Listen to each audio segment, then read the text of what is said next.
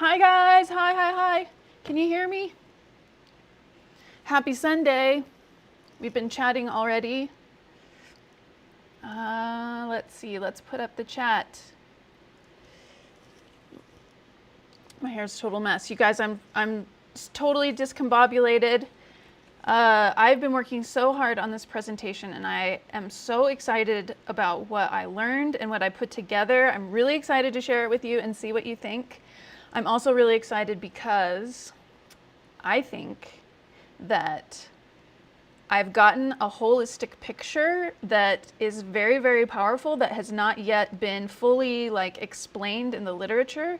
And so I think I want to write a paper and try and get it published as soon as possible because this is really powerful stuff. But I'm still wrapping my head around it. I'm still reading a ton of papers and everything. So my presentation, a lot of stuff is in there, but I'm probably not going to make it as it's not going to be as awesome of a presentation as it should be, but I am very happy that you're here to work through it with me. Hi Stephanie, hi Tara, and we also have Yvonne, and we also have Allison. Laura's here. Hi Laura. You guys, my hair. I was literally working until the last second on the presentation. How's everybody's week been on the diet? Let's try to adjust this. Should we have the guy in the background? I love that weird painting. Grateful for anything you share. Okay, good. I hope that this presentation helps people start figuring out and tweaking some of the little things that aren't feeling right or aren't working right, because I feel like every week, every deep dive, we are uncovering other little ways that we can potentially make tweaks that are going to be meaningful to our unique situation, because each one of us, we're unique, right? We have a lot of the same, mechanisms and same biology and all of that, but our histories, our health histories, our mental health, all of those things are so unique. And I wish that these issues were more black and white and easy to fix, and maybe someday, biotech AI will be able to just create a pill for us that will fix everything. But we are not there yet. So let's just keep working on helping each other out here, right? All right. I just caught up on the Cobalt Live late last night. Stephanie, you are on it. Stephanie has been working so hard. I'm really proud of her and the progress that she's made. Actually, many of you have been sharing your progress with me privately, and I'm just so impressed. I know how hard it is.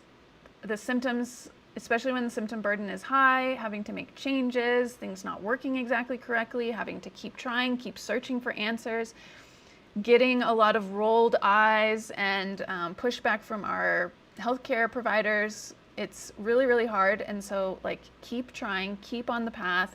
You will figure it out. And even if you keep failing to find the thing, you are actually gaining knowledge about what isn't the problem. Or, okay, I tried this, it helped a little bit, but it's not it.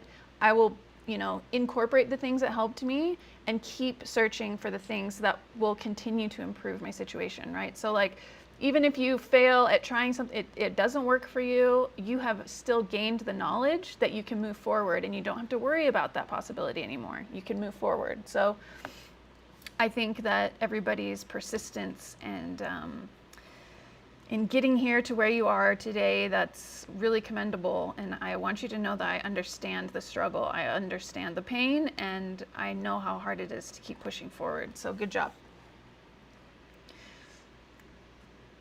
Learning to eat low nickel and now seeing my eczema slowly start to respond. Good. That makes me feel so good for you. I know what that feels like. Oh my gosh, I couldn't leave the house for 2 months. Hardly ever could leave the house because my whole body was just flaring up so badly. So I have no trouble being on the diet, but I practically died of CFS before finding my nickel allergy. So I do absolutely anything to try to feel better. I'm sorry to hear that, but really good job getting where you are today. I wish that nickel allergy was more understood and more out there, but we're trying to do that. We're trying to make that happen. All right. Oh, hey, Marjorie. Welcome. All right, so just want to remind everybody, like the video wherever you are. I'm supposed to remind people of that. Like it, subscribe, all of that fun stuff. Let's get started because the presentation is quite long. Hopefully I don't go over too much, but I swear to you there's so much good information in this presentation about histamine intolerance. Had my final surgical metal extraction in December, so hoping for more healing. Yeah, I hope that that helps you too. I know a lot of people start feeling a lot better when that extraction occurs. Now that doesn't mean that your hypersensitivity will disappear, but hopefully that combined with a systemic reduction in the amount of nickel that you're eating and the nickel that's getting through your digestive tract into your circulation, keeping that low will communicate to your immune system, oh, hey, you know, we don't see that nickel around that often anymore. Like maybe we can conserve energy and kill off some of these T cells that are running around looking for it, because the body's always trying to conserve energy, right? So definitely like try to keep that like low nickel diet going so that you can convince those T cells to die off and work on other things that are more important.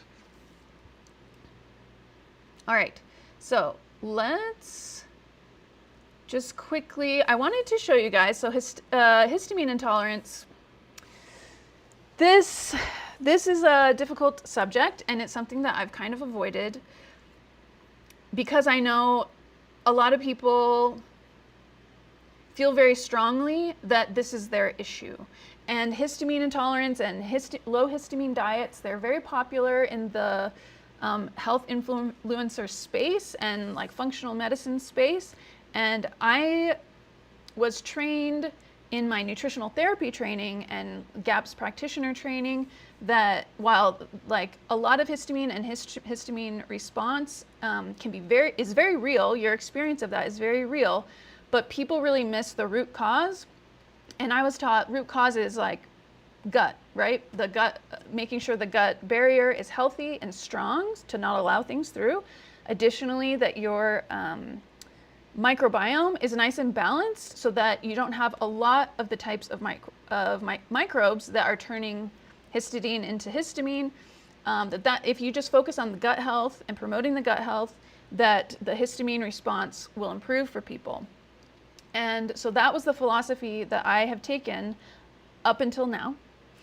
I think it's still a big part of the situation, but it's not the whole part. And that is the piece, that is like one of the biggest problems in, I would say, Western medicine, as well as the functional medicine, anti-Western medicine traditions. Like people don't really focus on, okay, what are all the mechanisms, like down to the very basic level, what are all the mechanisms that create this problem, looking at all the mechanisms and breaking down what's increasing and decreasing all of these things and finding the commonalities and addressing the most root causes. And that is the way my brain works. It's like something that I'm very good at. And I think that bringing that approach to all of health is really important. We miss that. We focus a lot on symptoms. We focus a lot on like third and fourth order causes of symptoms instead of the first cause, the first step, and then getting the first step figured out and then going to the second step and fixing that. A lot of people focus on the third and fourth order things. And in this presentation, I will show you that nickel and systemic nickel allergy, nickel getting through, is one of the major root causes of what people experience as histamine intolerance. So that is my argument for today. And I think I have very, very good science to back it up. Hey, Eternity Mind. Hey, Joan. So I wanted to show you in my community, I polled people in the community asking them what their experience with histamine intolerance is, if they've been diagnosed with it, which now that I understand like diagnosis of histamine intolerance, like this is probably not valid test. I've been told I might have histamine intolerance. I believe I might have histamine intolerance or be histamine sensitive. I have an MCAS diagnosis, which if you have an MCAS diagnosis, then that makes sense because you're going to be more sensitive to histamine, and histamine is going to be released by your mast cells more often. And then not knowing. So I just wanted to show this to you. Now this is a small collection of responses. Only 8 people participated, but I would love to actually, maybe the bigger Facebook community, we can do a poll like this. But I think that this is interesting, right? So real quick, every week I do my symptom tracker in front of you guys. So this is a symptom tracker. I was going to release to everybody this weekend, but I ran out of time. So hopefully this coming week I will get everybody access to this. So this is a symptom tracker that I created. I vibe coded it. So it's nothing like super fancy. It's gonna be free. Like, I'm not gonna charge for it or anything like that. I think it's like a really helpful tool that people should use. But you can choose your own symptoms that you want to track as you do the low nickel diet, so you can see your progress or lack thereof. Since there's no good, like true, highly sensitive, highly specific test for systemic nickel allergy, doing the diet and tracking your symptoms is one of the best ways to do it. So, okay, so here's mine. So bloating and gas, I would say I had maybe 1. GI cramps, diarrhea, constipation, oh man, so good, like 1. My rosacea is like basically gone. Brain fog, definitely improved. Yeah, it was like almost I'll leave it at a 2, but I kind of want to say it's a 1. Headaches, absolutely no headaches. Joint pain, I had a little bit of joint pain in my elbow. I'm going to say 3.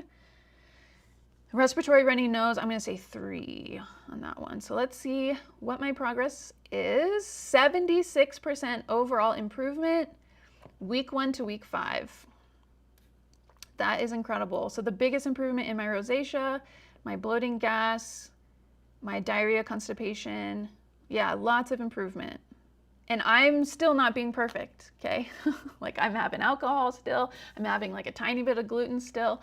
I even had like, I think I had 2 little chocolates and maybe like a Reese's cup, I think I had. So I'm still like I'm definitely improving. I'm improving every week.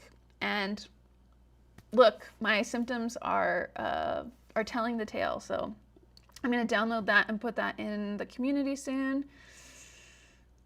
All right, what are you guys talking about? Let's see.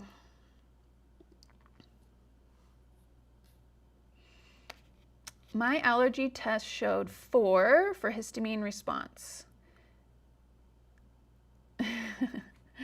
Thank you, Stephanie. What kind of allergy test was that, Joan? If you don't mind sharing. Allergy tests are notoriously not very good, but it's not my area of expertise. So, okay, let's go into the presentation. Oh man, we're starting late. Okay, like I said, I've been building this presentation for like a week, but I have not gone through the whole thing alone by myself. So it's not gonna flow as nice as I'd like, but there's a lot of good information in here. So please bear with me. Also, I started my broth and it's gonna start boiling over soon. So may get interrupted there. Okay. All right. So I guess I should start out. For those of you who do not know me, I'm Dr. Laura Duzette. I am a resident pathologist and I am a nutritional therapy practitioner.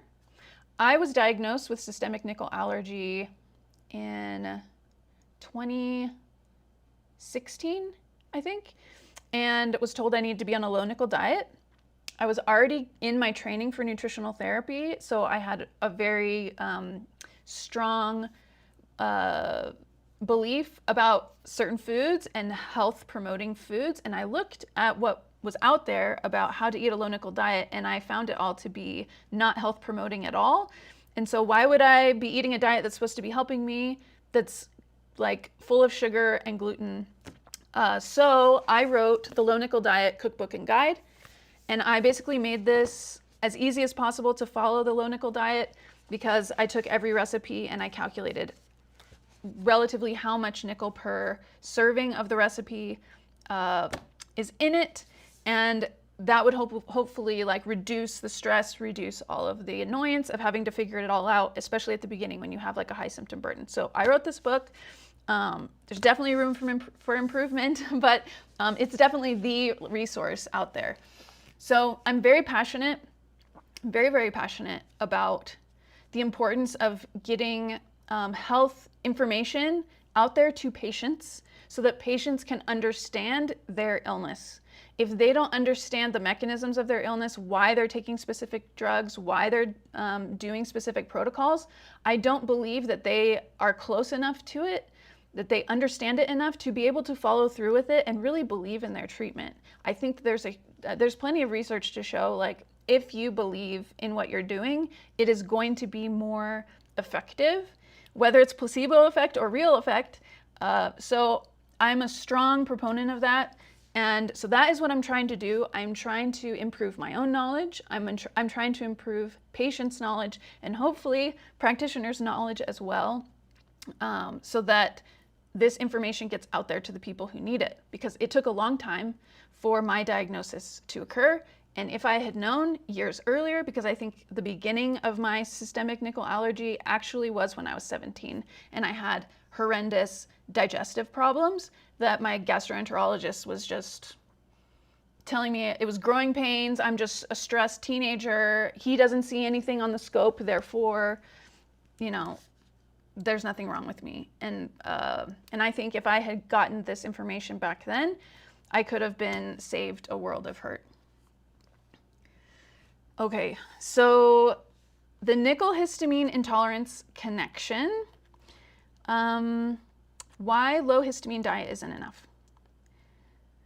So here's my medical disclaimer. So this is for educational purposes only. We are not forming a doctor-patient relationship here. So always consult your physician or healthcare practitioner before making any changes. All right, so the partial relief problem.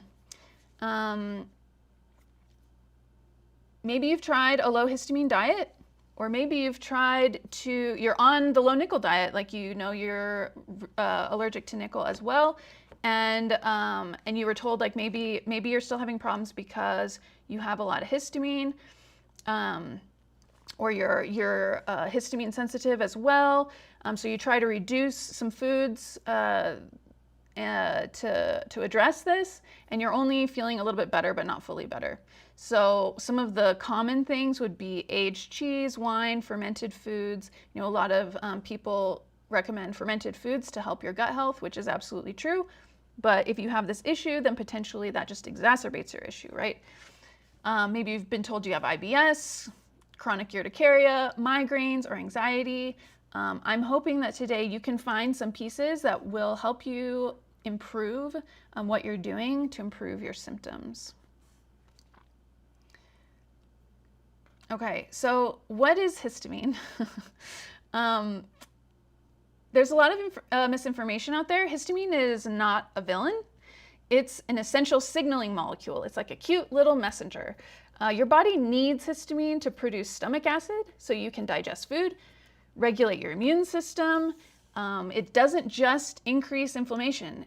Histamine can also decrease your inflammation, which is one of, like a lot of people say, don't take reuteri because it creates histamine. Well, guess what? The type of histamine and the type of receptor it connects with is the receptor that is anti-inflammatory. So we'll hit on that later. It also keeps you awake and alert. So if you've ever noticed when you take an antihistamine, you might get a little tired. That's one of the reasons, because you are reducing the amount of this signaling molecule that's keeping you awake and alert. So it's literally like a wake-up neurotransmitter. And it also regulates your blood flow. So the problem isn't that histamine exists. The problem is when there's too much of it relative to your body's ability to break it down. It's a volume knob, and in histamine intolerance, the volume is kind of stuck on loud. Okay, so I want to give you a framework that's going to make everything else today click. There are 3 questions that explain the entire histamine system. So number 1, what makes histamine? What senses histamine? And number 3, what clears histamine? We're going to walk through each one and build a complete picture, and then I'm going to show you how nickel attacks every single piece of it, and then I'm going to show you something most people never talk about, which sources of histamine actually matter the most. So the sources, let's start with production, where histamine comes from. There are 4 main sources. First, your body makes it. There's an enzyme called HDC, histidine decarboxylase, that converts the amino acid histidine into histamine. This happens primarily in your mast cells, your basophils, and the cell lining in your gut. Second is your food. So this is where most of the low histamine diet will come from. When food ages, ferments, or sits around, bacteria in the food converts histidine into histamine. That's why the aged cheese, cured meats, vinegar, soy sauce, and canned fish are high in histamine. And this is why freshness matters so much. You'll get that advice a lot. A fresh piece of salmon is very difficult or very different from canned salmon that's been sitting in a can. And obviously with systemic nickel allergy, you wouldn't want to eat things in cans. So hopefully you're staying away from that.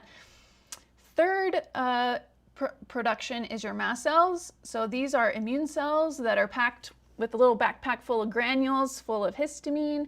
Also tryptase. And actually, I gave a presentation recently at the university where I work about mast cell entities.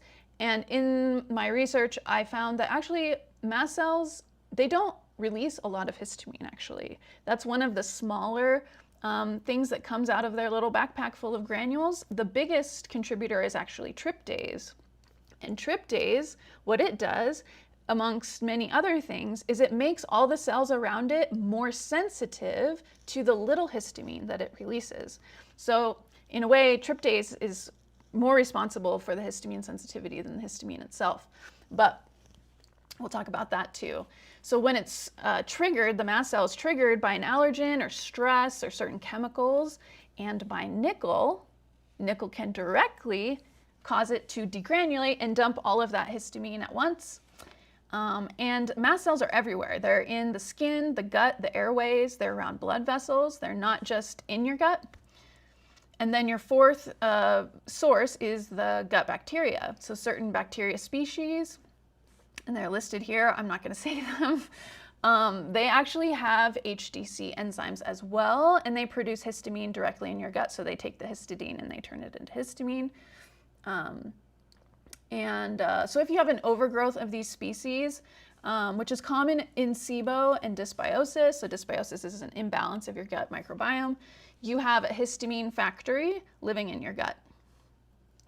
So here's a myth that you will hear. So let's do a myth bust. Many low histamine lists will tell you to avoid tomatoes, citrus, strawberries, because they're histamine liberators. Supposedly, they make your mast cells dump histamine. But here's the thing. There is virtually no biochemical evidence of this in humans. Researchers now believe these foods cause issues because they contain other amines, biogenic amines, putrescine, cadaverine. These compete with the histamine for the same cleanup enzyme DAO, so I'll call it DAO going forward. These other amines will essentially hog the enzyme and histamine gets left behind, so it won't get broken down by DAO. So it's not a release, it's a traffic jam at that cleanup counter. So here's the scombroid model. So this is just an example. For those that doubt that histamine can really cause all these symptoms of histamine intolerance, there's a really good proof of concept. It's called scombroid poisoning. So when fish like tuna or mackerel is stored improperly, bacteria will convert the histidine into massive amounts of histamine the longer it goes. And if you eat it, even with perfect normal enzymes, you get flushing, nausea, rapid heartbeat, and headache. So histamine intolerance is essentially like a mild chronic version of this. Your threshold for toxicity is just lower than average, but here's what I want you to hold on to. It takes massive histamine levels, like over 200 milligrams per kilogram, to overwhelm a healthy person's enzymes. And we'll come back to why that matters in a few minutes. So what senses histamines? We've talked about what is creating the histamine. Just histamine like rolling around, it's not a big deal. So what creates the problems are the receptors that the histamine, because remember it's a signaling molecule, it's a messenger, it's trying to send a message, it'll attach to little receptors outside of cells to tell the cell what to do. And depending on which receptor it ends up in, the thing the cell is supposed to do will happen. So that's why these receptors are super important. So it's H1 and H2. There are some other ones as well, but they're not relevant to this discussion. H1 is the alarm, and H2 is the brake. So the alarm, it's high affinity, which means it's more sensitive. It activates at low histamine concentrations.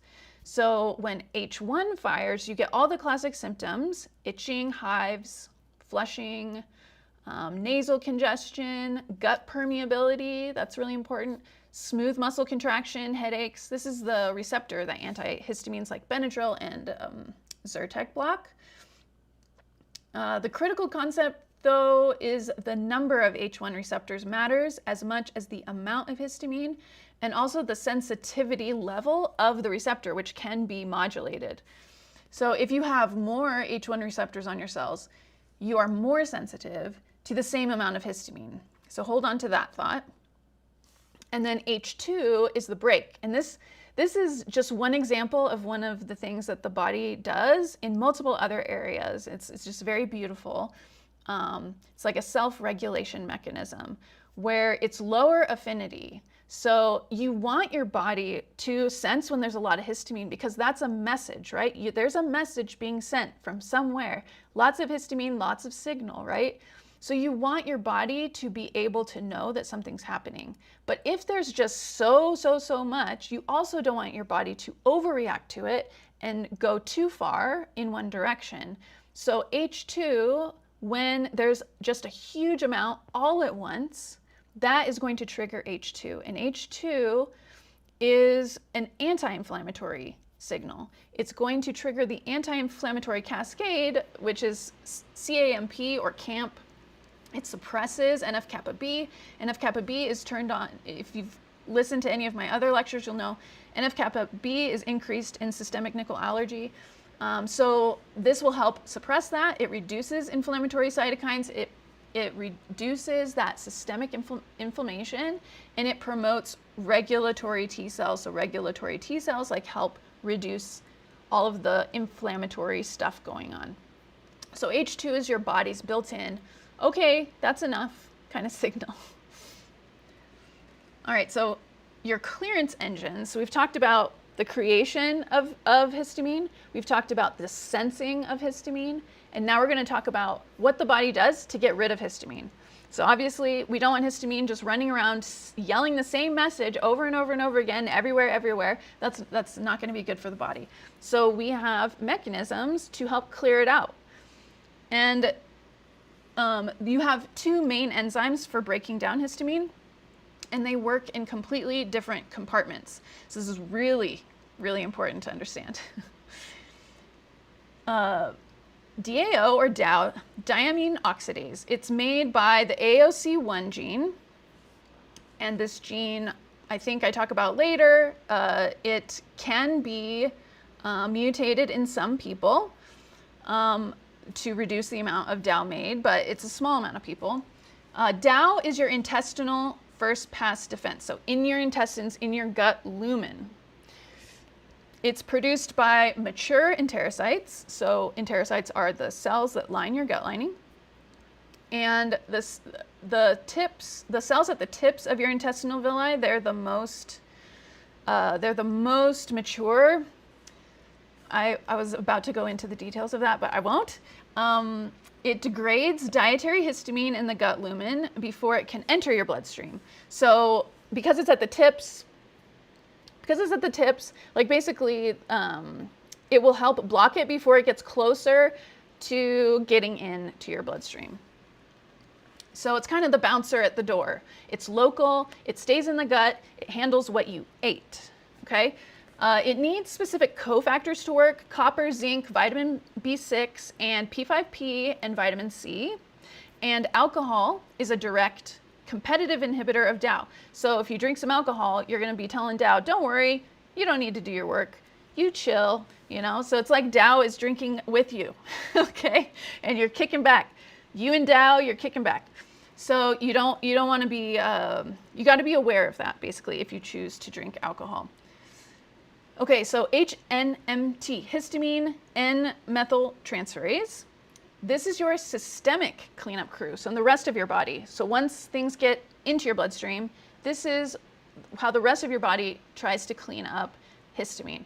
And it works inside of cells, in the liver, the kidneys, the brain, and the airways.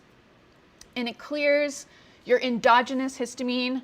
So endogenous means like made by your body, and histamine that got past the gut barrier or was released by mast cells directly into your tissues. And it needs a methyl group from what's called SAM-E.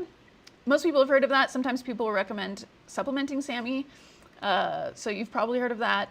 But SAM-E is produced by the MAT enzyme, which needs magnesium. So the chain is magnesium, MAT, SAM-E, HNMT, then to the clearance of the histamine. So this is the whole cascade, right? So if you break any link in that chain, the whole thing fails. I want to be really clear about this distinction because it matters for everything that follows. DAO handles your gut.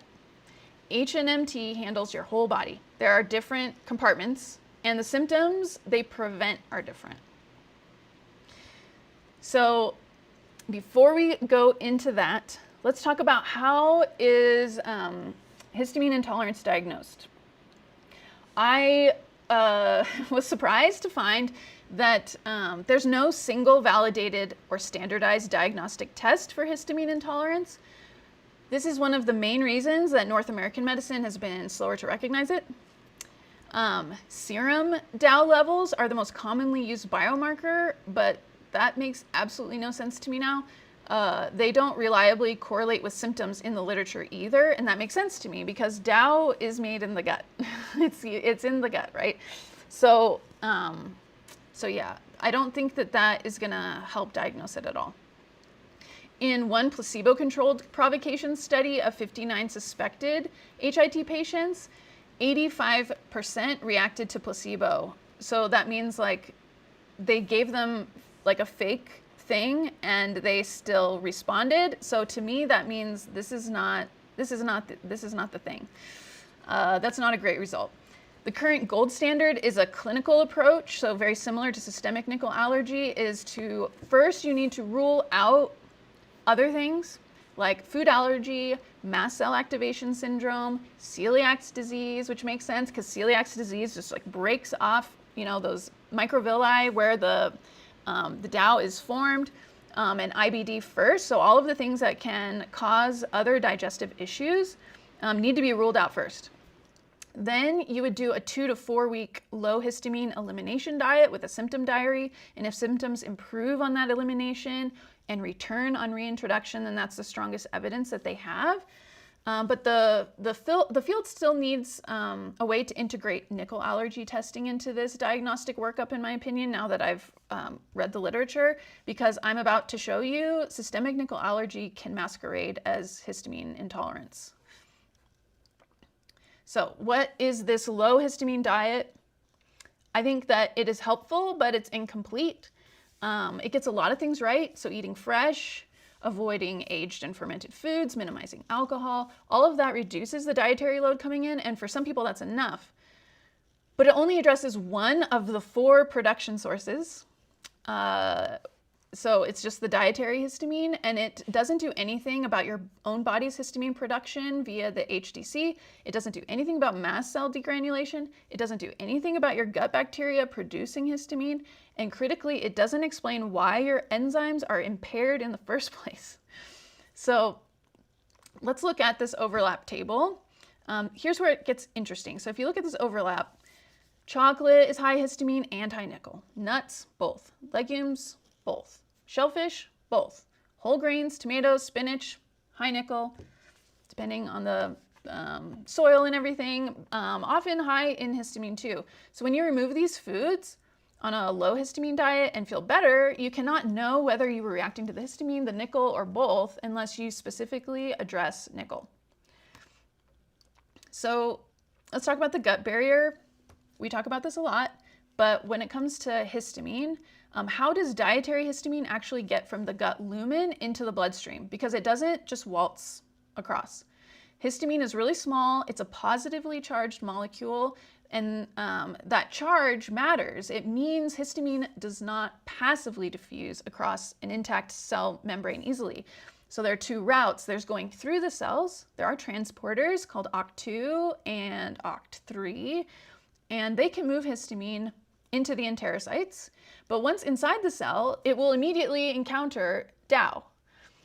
So most histamine entering this way gets degraded before it ever reaches the other side. There's a built-in metabolic checkpoint.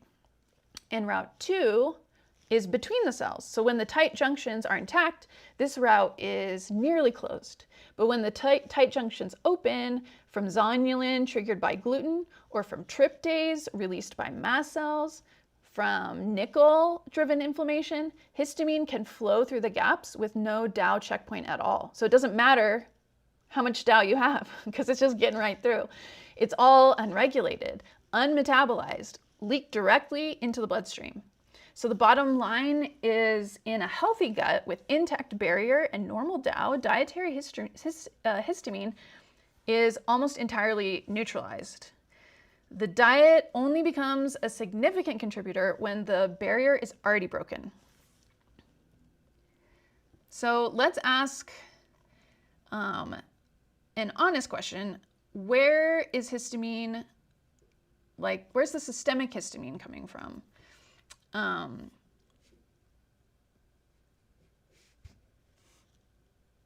I want to rank these sources from largest to smallest contributor, and I want to be upfront about it. So the transcellular pathway, it's going through, like I'm showing here, and then the paracellular pathway, it's going through those holes. But these are the top three, which ones are the most contributing to the systemic histamine? Is that why the diet doesn't help that much if you're not addressing these other things? And this shows you, yes, it's the mast cell degranulation. That is the largest contributor. The second is bacterial histamine production. And the third is dietary. So dietary is at the very bottom. It's the smallest contributor. So this scale matters. Not all histamine sources carry equal clinical weight. So we'll dive into each one. So the mast cell degranulation, there is a ubiquitous distribution across the whole body. They're present throughout every tissue, skin, gut, mucosa, airways, all of that. There's that direct histamine release and the DAO bypass mechanism. So it only operates in the gut lumen. If the mast cells are firing in other parts of the body, that's not going to have the DAO protection. And then the activation triggers. So nickel directly activates the mast cells, and stress will also activate the mast cells too. And also infections and allergens, they will increase the amount of degranulation from the mast cells, releasing histamine, releasing the tryptase that will make all the cells sensitive to histamine in the first place. So that's a way bigger contributor. So bacterial histamine, these bacteria live in or near the mucosa, sometimes in biofilms as well, if you know what those are. Their production is continuous. It doesn't depend on your meals or the timing of your meals. In SIBO or dysbiosis, they can locally saturate DAO. So the DAO that you have, they can overwhelm it. Plus, there are other metabolic byproducts. Hog DAO's active site, crowding out the histamine. And then number 3, dietary histamine. This is genuinely the smallest contributor. It's meal dependent, it's episodic, and fully subject to the DAO barrier. Healthy people eat aged cheese and wine every day without problems. So remember scombroid, you truly need massive levels to overwhelm your normal DAO. So this ranking, though, is based on my physiological reasoning, understanding of clinical pharmacology, and what we understand about histamine metabolism. There's not a controlled human study that has directly measured the relative percentages with compartmental modeling, but the logic is well supported and the clinical implications are significant, in my opinion. So let's talk about triggers that open the tight junctions. So zonulin, we talked about that. So you want to reduce gluten. There's also the tryptase from the mast cells that also increases the opening of the tight junctions. Inflammatory cytokines, so nickel triggering that. And any other things that are increasing your inflammation. So they each trigger shifts and in histamine absorption from the transcellular route.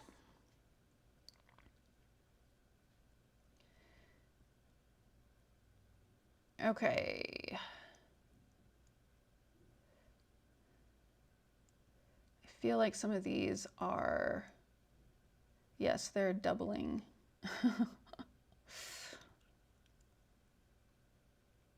Okay, let's talk about symptoms. So the symptoms of this is really helpful, I believe, for the symptoms you get from local gut histamine versus systemic histamine are different, and the pattern tells you which source is driving your problem, so you can help narrow down where the issue might be for you. So if it's local gut histamine that is causing your issues, then your symptoms are going to be more GI dominant. So the H2 on the parietal cells will drive excessive acid and reflux. H1 in the gut will drive smooth muscle contraction, fluid secretion, permeability changes, so you will get bloating, diarrhea, cramping, nausea, and some acid reflux. And this is where I think systemic nickel allergies impact on GERD, and why 40% of people with GERD have been shown to have systemic nickel allergy, is this point. These symptoms are dose dependent, meal linked, and they show up about 20 minutes to a few hours after eating, and they also respond well to a low histamine diet. So if this is where your issue is, then just focus on the low histamine diet and low nickel diet, and you'll probably reduce your symptoms significantly.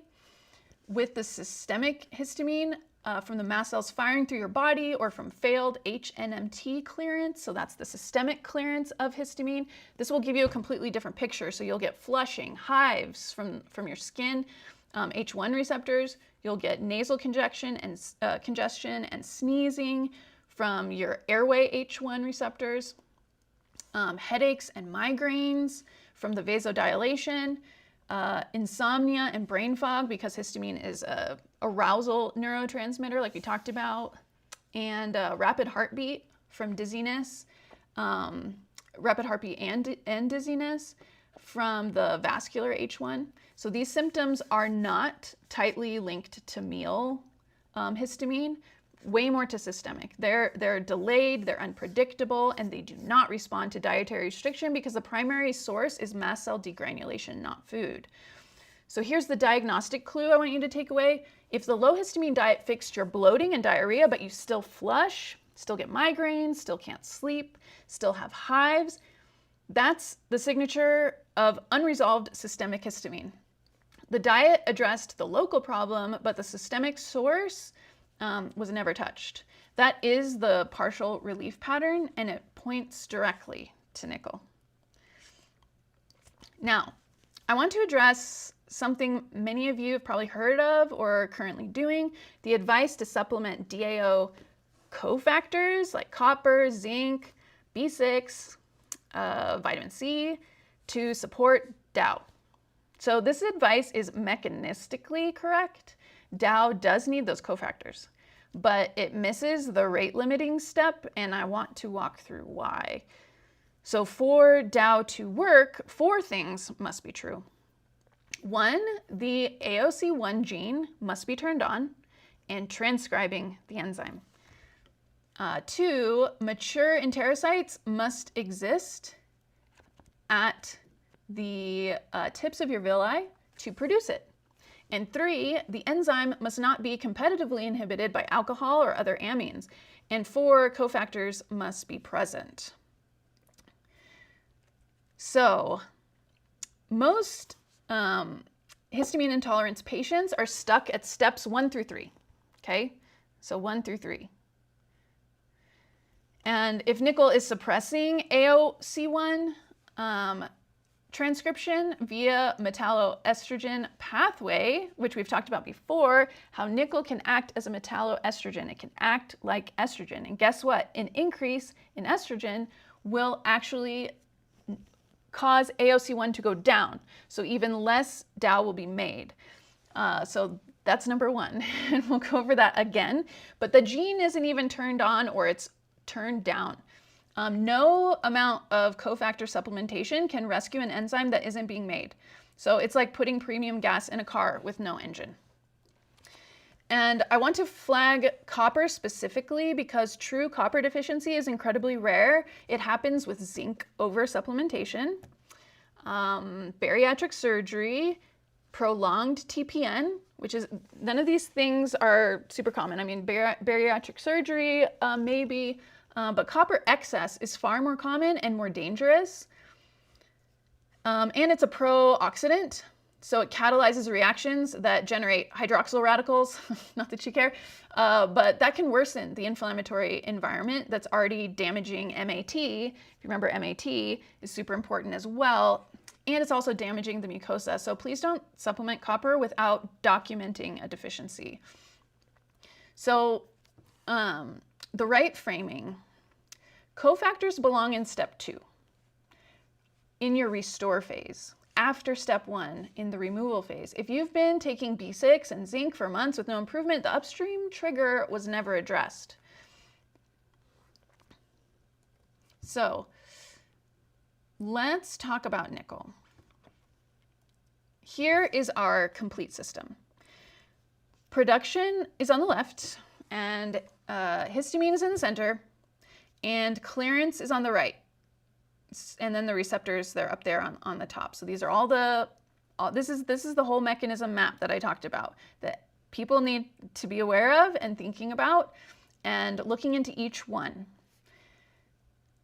So now you understand something most presentations on this topic miss, which is the gut-based clearance on the right, DAO. It handles local dietary histamine.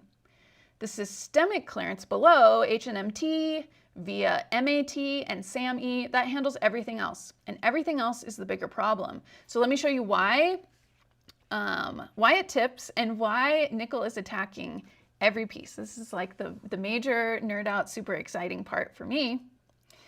So nickel impact number 1, TLR4 and mast cells. So all my previous presentations, we talk about this. Nickel ions bind directly to the human TLR4 receptor. This was demonstrated by Schmidt in Nature Immunology in 2010. So when TLR4 activates, 2 things happen. The mast cells degranulate, dumping stored histamine and tryptase into your tissues. This is source number 1, the biggest systemic contributor, and it completely bypasses DAO. Tryptase activates PAR2, which lowers the activation threshold for H1, making your alarm receptors more hair trigger sensitive. So second, there's that delayed response. Monocytes activate NF-kappa B, producing TNF-alpha, IL-1 beta, and IL-6. So systemic inflammation from a single dietary trigger. All right.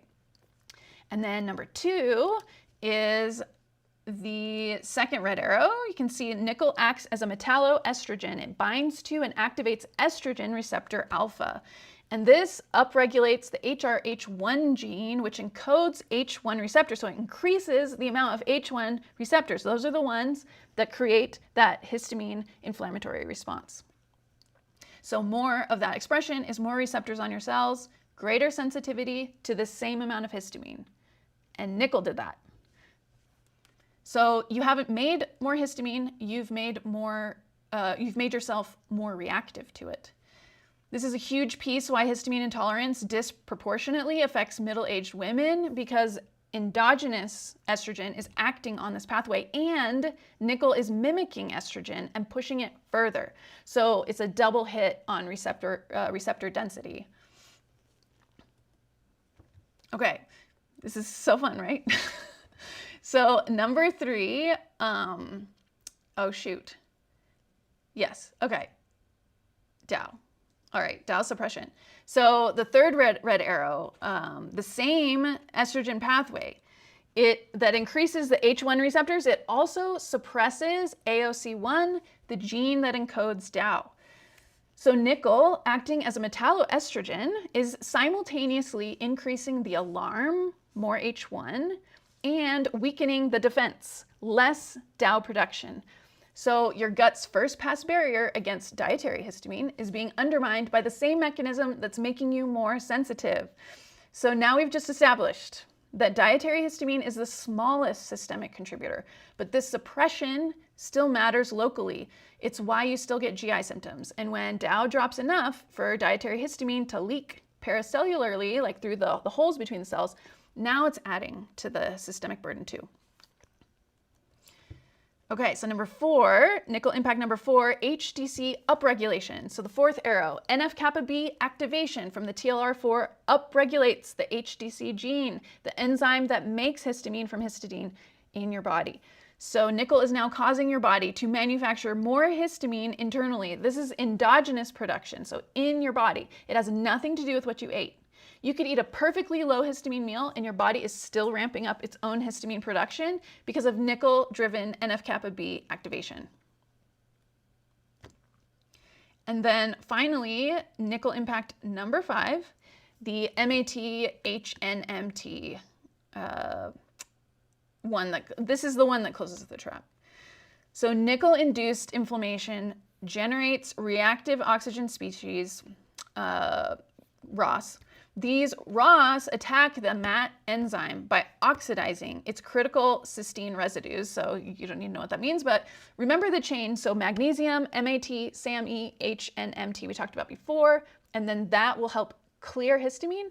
So when MAT, like basically the beginning, is inactivated by oxidative damage, then SAMe production drops. And without SAMe, HNMT can't methylate histamine. So your systemic clearance, the only pathway that handles mast cell-derived histamine, the only pathway that handles histamine in your skin and brain and airways, it fails.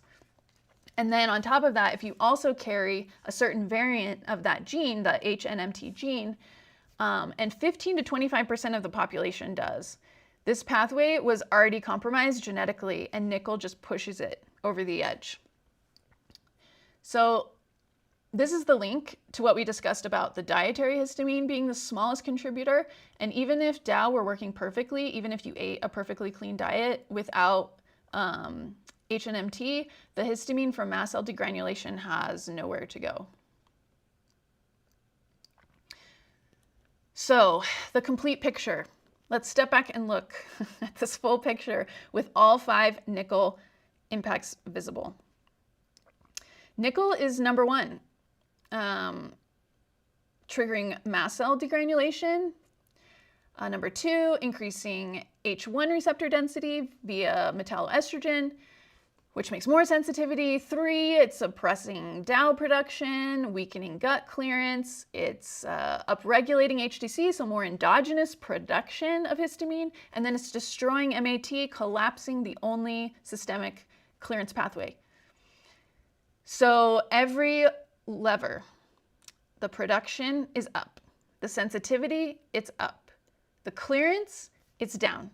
The low histamine diet touches one piece, dietary histamine in the gut lumen, which we've shown is the smallest systemic contributor. Nickel is attacking all of it. This is why you need to address nickel, not because nickel is the only cause of histamine intolerance. Genetics, dysbiosis, gut barrier damage all play roles. But nickel is the most under-recognized upstream trigger, so the one in the beginning that touches every mechanism simultaneously. So, practical steps, what can we do about it?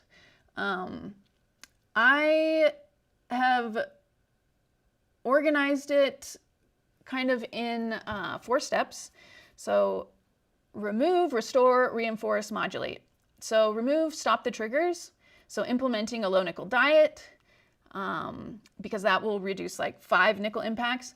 Eliminating alcohol, reducing gluten, because we want to keep those tight junctions, and then temporarily reduce high histamine fermented foods until your clearance engines are back online. The worry about the histamine foods, I think it's only a short issue if you address everything else at the same time. Restore, so you want to rebuild the enzymes. But notice this is step 2, not step 1. For DAO, replete its cofactors, and we'll talk about low nickel sources of that, like red bell peppers and blueberries. But I have a list of foods in this presentation, as well as I did create like a guide that you can download. It's in the description that has this information as well. For the MAT HNMT pathway, magnesium, B12, folate, riboflavin, etc. So there's a lot of things that we can do. And then reinforce, let's repair the gut barrier. Butyrate is the key. It upregulates occludin, which helps the tight junctions. So good fiber. And next week, we're going to be going a deep dive all into fiber. So more next week on that. And then modulate, you want to calm the immune response.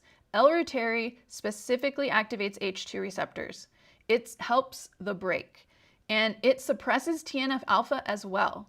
And then you've got some of those over-the-counter mast cell stabilizers. Those are to be considered, but be careful with general probiotics because many of them are histamine producers. And then here is a really basic diagram of foods, because supplements can have a lot of contamination from nickel. So here are foods that you can try to make sure to eat while you're trying to build this stuff up that are low nickel. Food should be enough if you make sure to get them to get what you need from here. But things like magnesium and folate, you may need to consider supplementing. They likely do need supplementation. And I don't think I have a folate recommended, but I do have some magnesium recommended if you go to thelownickeldiet.com/resources and go to my Amazon list. I do have some recommendations there, but really it's up to you. Okay, so we talked about that. Here's 3 things health influencers get wrong, and there's more than 3. But IgG food sensitivity tests, they cannot diagnose histamine intolerance. And a 30-day histamine reset will empty your bucket permanently. That's not accurate either. And then the citric acid and baker's yeast are high in histamine. Citric acid contains no histamine. Baker's yeast itself doesn't either. The issue is fermentation time. So quick rise commercial bread is usually low histamine. It's the long fermented sourdough that allows bacteria to produce histamine. So I just wanted to cover some of those. I know that we just hit noon, so I'll try to finish this quickly.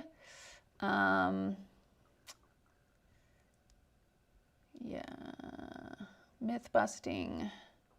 Is it histamine intolerance, mast cell activation syndrome, or a food allergy? I would look at the triggers, the timing of when you're having your symptoms, and where those symptoms are, and doing these key tests here, and then the treatment is below, and this is also in the handout. So I'm gonna end with a piece of evidence that I think is really beautiful and that most people, even practitioners, get wrong about what it proves. And I see posts about this in the Facebook community. I see posts about this in the Reddit community all the time, where they talk about when they were pregnant, they didn't have these problems. And then when they weren't pregnant anymore, they get them back. So during pregnancy, the placenta produces DAO at up to 500 times the normal levels. And women with chronic migraines, urticaria, systemic histamine intolerance symptoms, they often experience complete remission in the 2nd and 3rd trimesters, but then they come back directly after delivery.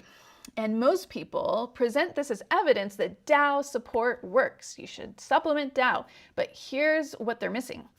It's the same intestinal versus systemic distinction that we were talking about earlier.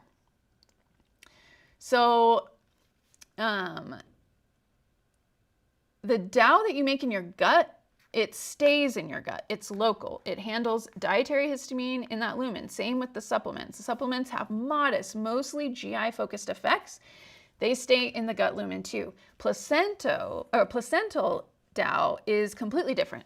The placenta secretes it directly into the bloodstream of the mother.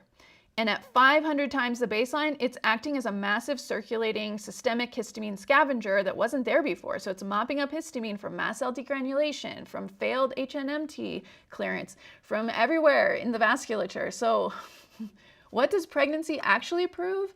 It proves that the bottleneck is systemic clearance, not dietary load. If food were the main problem, a low histamine diet would have been enough. You wouldn't need a placenta flooding your bloodstream with 500 times DAO to achieve full remission. In a non-pregnant life, HNMT is your only systemic clearance pathway. Nickel is destroying it. Pregnancy provides a temporary bypass, but postpartum, when placental DAO disappears, HNMT is still broken. Symptoms return immediately. So, the takeaway isn't to take DAO supplements. The takeaway is your systemic clearance is broken. The placenta was temporarily doing HNMT's job, and removing nickel addresses the root cause permanently. So, there are my references. Thank you for watching. Like the video if you got any good insight out of this. Definitely comment if you have other things to provide, other answers, other insights in your experience. Next week, we're going to talk about fiber, pros and cons, evidence for, evidence against, types of ways to get fiber on a low nickel diet alone, different supplements you can take, and the levels of risk of nickel contamination in each, and why you would care about fiber, why you wouldn't care about fiber. I am looking forward to learning more about that myself. You can find me in all these places. What else? Let's check the chat. What do you guys think? Am I crazy? Is this exciting? Do you like to nerd out with me? I know I'm such a nerd. I'm really excited about all of these things. Like, I really think I need to put together a review paper, bringing all of these insights together and get it published so other medical professionals can see these connections, because they're focusing on some of the wrong things, I think.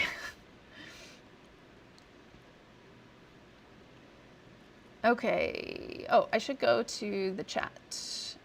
Here we go. Okay, I struggled with histamine for the past year and ended up with gallbladder issues. I lowered my protein, raised my fiber and carbs, and got it under control in about 2 months. That's a great story. Thank you. Tested for all trees, pollens, baseline histamine was high as well as pretty much all the plants' pets. Yep. If you have other allergies, your histamine probably would be high because the mast cells are probably being triggered constantly. I love this about the mental part. I had a teacher at acupuncture school who would say, we should be harnessing the placebo effect, not dismissing it. I totally agree, especially when it's something you know that's going to be good for you. Placebo yourself, you know?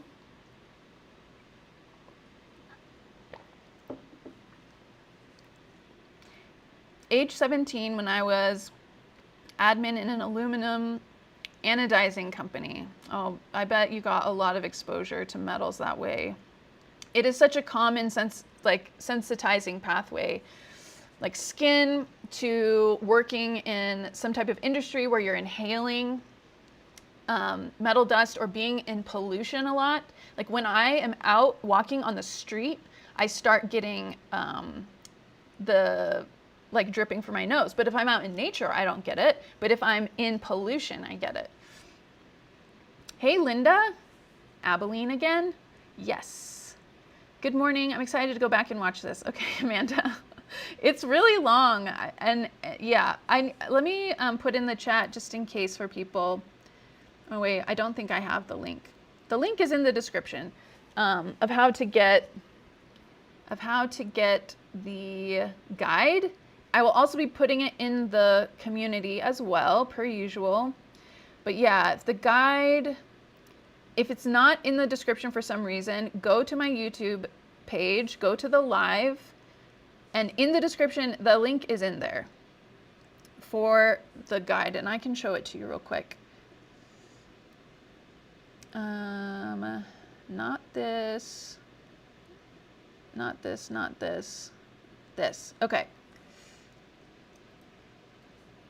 Yeah, so it's 9 pages. I think it's actually 8 pages, but it has everything we talked about. It has the food list. It has the references. So hopefully that will help you guys. And I'm going to keep working on this. I'm sure I'll find more interesting nuances and maybe make another video that will be better than today's presentation, but thanks for hanging in there with me. Okay.